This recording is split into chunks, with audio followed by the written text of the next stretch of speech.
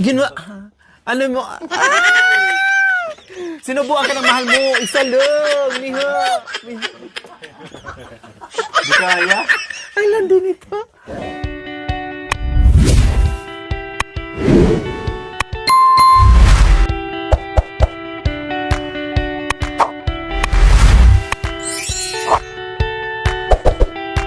So, ayan po mga kabayan, sa wakas na luto na rin ang ating simpleng ulam ng tanghalian. Charat! So, ayan po mga kabayan. Lutoy na. O, diba? Perfect. Papaya, alukbati, makirel. Super yummy na mga kabayan. Amoy pa lang, bonggi na. O, dumating na rin si Erica, kumuha ng bulong. O, diba? Mamaya na itong iba.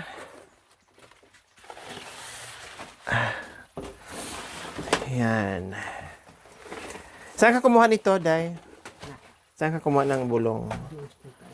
Ha? Sa taas. Okay, sige. Kanin. Pakilagay dito, kanin. O, dito mo lagay, Day. O, dyan, Day. Ayan. O, sige, kain na tayo. Magsandok muna tayo. Mga kabayan, sarap. Very healthy. Very yummy. Kahit walang malunggay, yan na lang. Oh, malunggay or ganyan. Pwede yan siya, Mami D. Hindi ko na siya dinamihan mga kabayan kasi may lulutuin pa akong ulam mamaya. Sakto lang siya.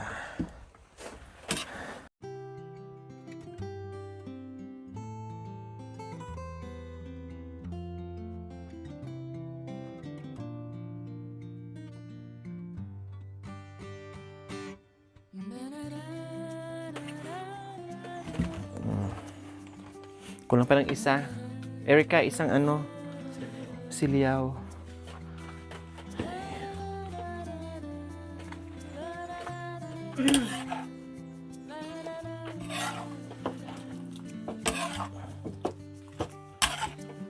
Dito ka, Mamidi.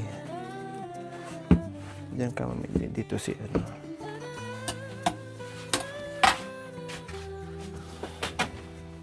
Diyan. Maraming salamat po sa iyo. Magandang tanghali po. Tinataas ko po sa iyong grasyang ito. Basbasan mo po, Panginoon. Alam kong nandiyan ka lang po. Katawad po magamat na minsan po hindi po ako nakakapagdasal. Katawarin mo po ako. Basbasan mo po uli itong pagkain na ito. Kahit po nang dinala ng mga anak ko itong grasya sa bahay na ito. Basa-basan mo po. Sana po yung walang kinakain sa tanghaling ito, Panginoon. Meron din po silang makakain. Yun po, ang tanging hiling ko sa iyo, sa matamis na pangalan ng Panginoon naming Jesus. Amen. Amen. So, kain po tayo, mga kabayan. O, sino ang nakakakain ito? O, sino ang gustong kumain ito? O, sige nga. Sino ba ang nagluluto ng ganito? Paki-comment nyo nga po kung marunong kayong kumain ng ganitong simpleng ulam sa kabundukan. Nako po, kahit simpleng sardinas or makirel or kahit wala, basta igisa mo lang sa kamatis. Nakalimutan ko nga lang kamatis mga kabayan na mayroon naman akong dala-dala dyan. Kailang, syempre, no problem. Ganun talaga pag nandito sa bundok. Basta kain lang. Masarap na yan. Oh. Nilulutuan ko sa mga kabayan kasi sigurado hindi sila nakakakain ng maayos. Kapag hindi ako ang gagalaw at mag-asikaso sa kanilang pagkain. Sige lang, Mami D, maraming ulam. Marami pa dito. Ayan pa, sa kawali. Ayan pa, oh. Talagang dami. Wapi. Marami. O, kain. Kain po. Kain. O, diba? Basta ako ang magluto mga kabayan at magtawag sa kanila na kakain. Sabay-sabayan, kakain yan sila. Pero pag sila mga kabayan, panay, busog, mamaya na. Busog ako, mamaya na. Puro ganyan mga kabayan. Hanggat makalimutan na lang. Kaya kapag nandito ako, wala akong gagawin, kundi pakainin ko sila ng pakainin. Para tumaba. Dahil talagang marami nakapansin po mga kabayan sa kanila na talagang pumayat silang lahat. Pumayat talaga silang lahat. Akala mo walang pagkain, marami namang pagkain. Kaya lang pumayat sa walang oras. Nalilipasan sa gutom. Nalilipasan. Wala na sa oras yung kanilang kain. Kung gustong kumain, kain. Pag hindi, hindi rin. Pero pag nandito ako, sa oras ng pagkain, kain sila. Ako nagluluto. Basta meron nang mag-assist sa akin, may tubig na dyan, may lutuin na dyan, no problem. Pero pag may magluluto, siyempre makapahinga-hinga ako ng hindi ako masyadong mapagod. Buti na nandito si Mami D. Nag-assist sa akin, si Irap. Masarap, Irap! Masarap. Masarap po. Sino nagluto? Ikaw? Ay, sorry. Ikaw pala ang nagluto. Sorry. Ikaw pala ang nagluto ng, ng sibuyas sa kabawang. Sorry, Tikman mo yung bulong. Yaman eh. Tikman mo, naninibago sila sa bulong. Hindi yan pangtapal sa, sa pigsa. Pangtapal din yan sa bibig kapag nagutom. Akala nyo, sa pigsa lang yan. Ngayon ko lang alam nasa pigsa pala yan. Sabi ni Tate Romy. Yung dahon. Ngayon, itapan nyo yan sa dila nyo na,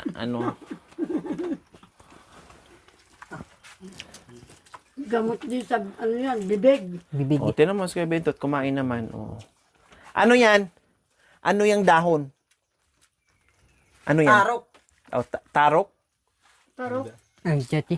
Bibig sa nagnati. Tarok? Meron dito? Meron dito? Wala. Meron? Ayun, tanim yun, Ayun, tangkay. Tanim. Oh, yeah. Gagapang yan. Sa may tubig. Banda. Patanim ko yung mga kabe, binabad ko muna doon sa ilalim ng lababo para mabasa. Kumain ka muna, maraming ulam. Ulam, marami. Busog na daw siya. Ulam. Ulan. At least nakakain. Marami naman siya nakain kanin. Tatay Romy, kanin. Ito, kanin. Kunin mo kanin. Irap, isabaw mo yung mo. Kainin mo yung gulay. Isabaw mo. Yan. Sabaw. Yung gulay kainin mo, masustansya yan. Itong dahon. Nakakalago yan. Yan, Gura-gura. Sige, kainin. Ay, buda-buda na yung manimit ito.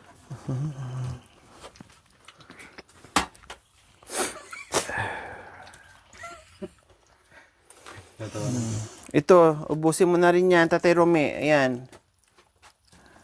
Ayan pa, may kanin pa. Sarap yung pagpapaluin Paluin ng maliit na walis na tingting. Isang piraso para masakit. Dahil nandyan na yung pagkain, hindi pa nakakakain ng sa tamang oras. Paano pala pag nasa na ako? Sa Jakarta? Tapos si Mami, paano na si Mami D kung umuwi na ng Afrika? Di ba, Mami D? Malapit ka umuwi sa Afrika? Sino na magpapakain at mag-aayos sa inyo? Ito, uwi na rin ng Nigeria. Kaya-kayang uwi ng mga bisita mo, Tatay Romy. Ikaw na lang ang manatili dito sa Pilipinas. Kaya mong pabayaan yung sarili mo, kumain ka ng kumain. Yung isa, uwi ng Nigeria. Yung isa, sa Afrika. Tapos ikaw, Nilayas na hapon. hindi ka na pwedeng makabalik ng Japan. Kasi blacklisted ka na. Yakuza. Okay, kumain ka ng maigi. Hindi na bakere, yakuza na. Kanin, bigyan mo si Erap ng kanin. Ito muna, bigay mo, oh. Kuya. Ha? Bigyan mo si Erap ng kanin.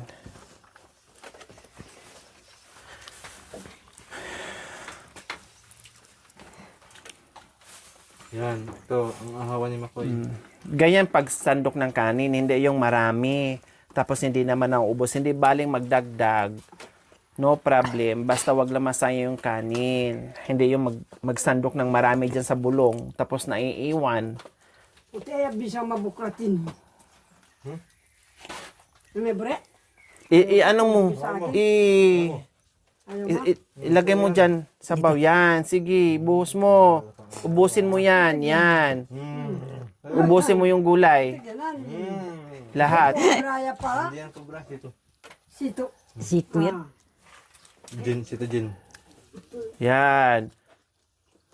Kainin mo yung gulay. Tate Rumi, dagdagan mo yung kanin. Para sa bawan niya yung ano. Suso. Aday. Ha?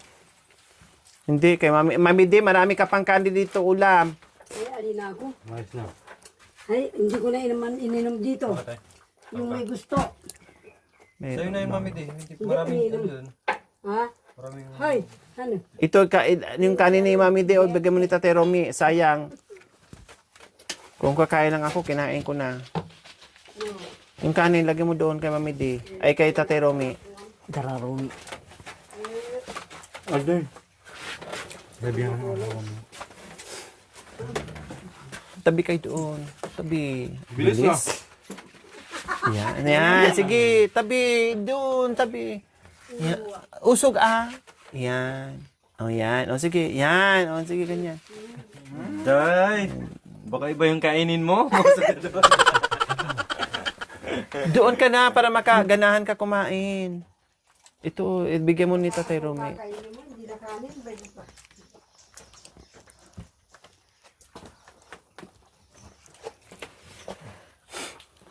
Hindi, okay na yan. Marami na sa'yo. Bigyan mo ni Tatay Romy kanin. Kasi sayang, walang aso.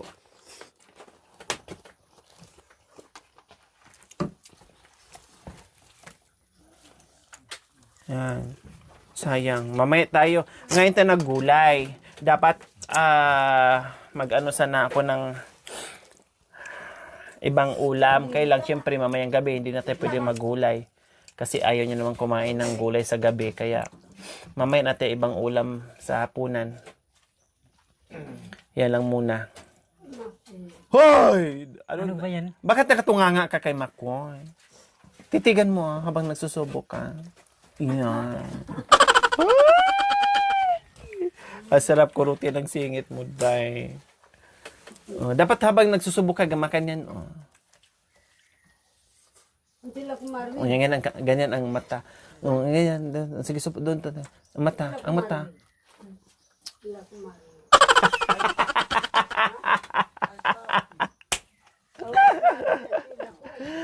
Ay, Diyos ka. Asa mo? Sige, ganun mo painumin mo. Ikaw magpainom mo. Ganun mo, painumin. Buray!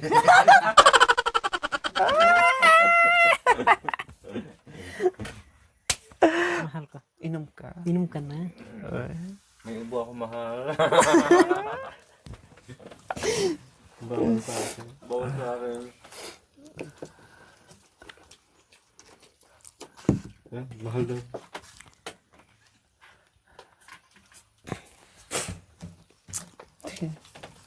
Busin mo.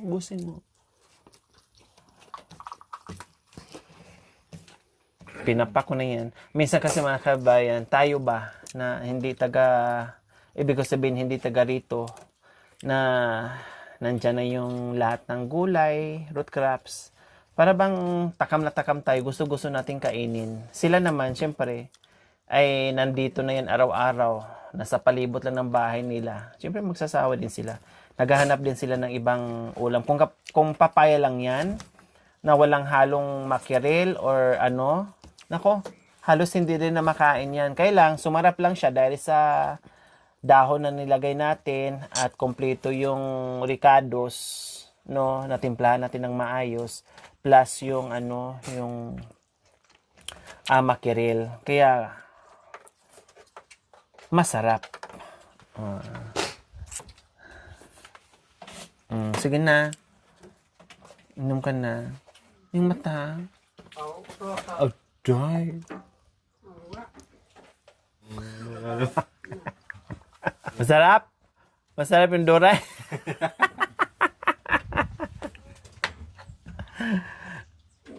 Ubusin mo na. Mawatanggal yung lamig niyan. Ayan. Ayos. Ayos ang ulam. Ha? Ginawa. Ano mo?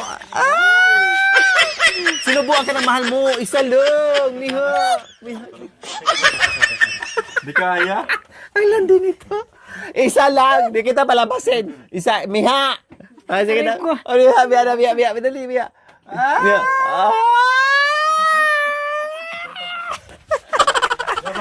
Oh, Miha pa. Ayan na, Miha. Airplane.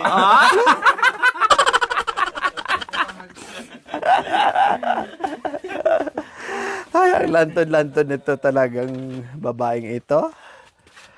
Maghugas ka ng ano mo, kamay. Ito sabon, dalawang kamay dito. Oh, magsabon ka. Laging ganyan, huwag mong kakalimutan.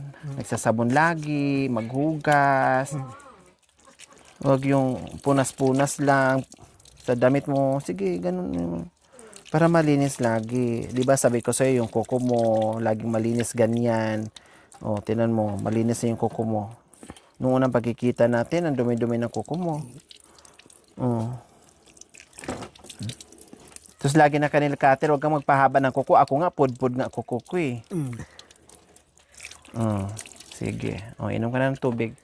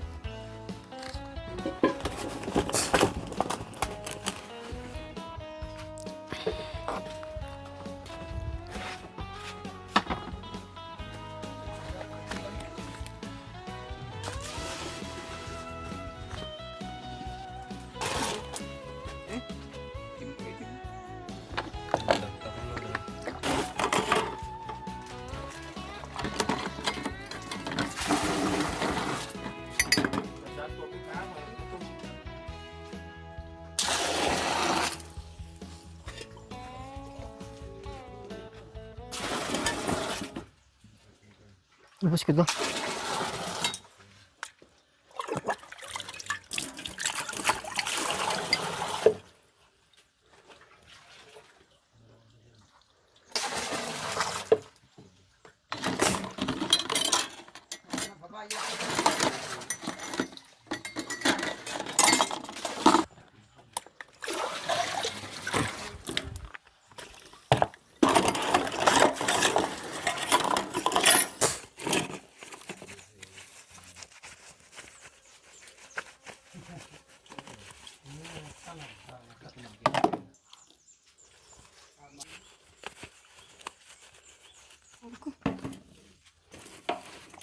So ayan po.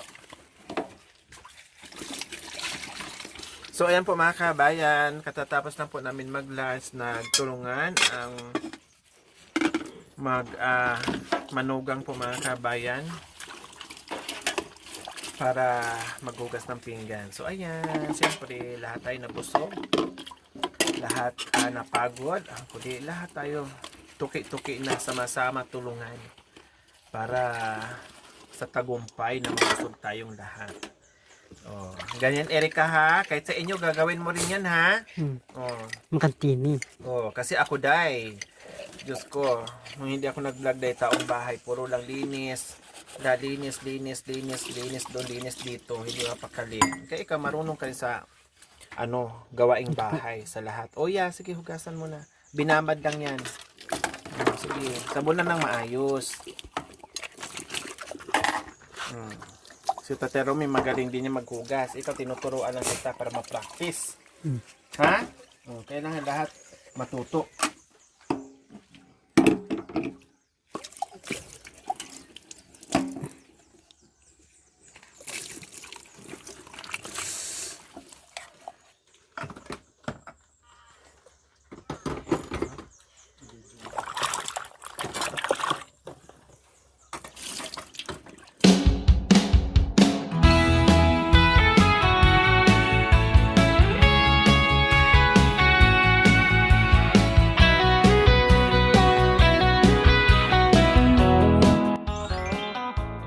Thank you for watching. Don't forget to like, share, and subscribe.